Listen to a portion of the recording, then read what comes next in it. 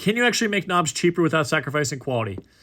I don't think you can. The reason it's more expensive than those brands is because of the nanohydroxyapatite. That makes up about 80% of the total cost. The reason being, nanohydroxyapatite, or NHA, is an expensive raw material if you source quality.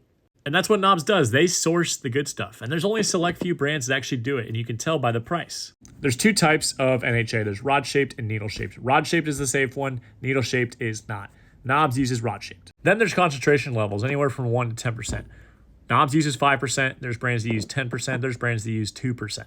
With concentration, you start to see diminishing returns once you pass 5%, which is why Knobs chose 5%, because it's the perfect balance of it's affordable enough and it's effective enough. Because if you use a true 10% nanohydroxyapatite, it's going to be double the price of Knobs, which is just not attainable for most people.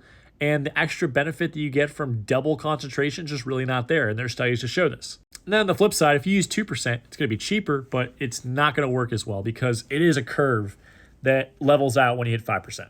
And the last thing is, if you look at brands that promote 10% and they're cheaper than a brand that does 5% like Knobs, that means they're cutting corners and they're not actually using the highest quality NHA. They're just using a higher concentration of a cheaper version of NHA that's just not going to work as well.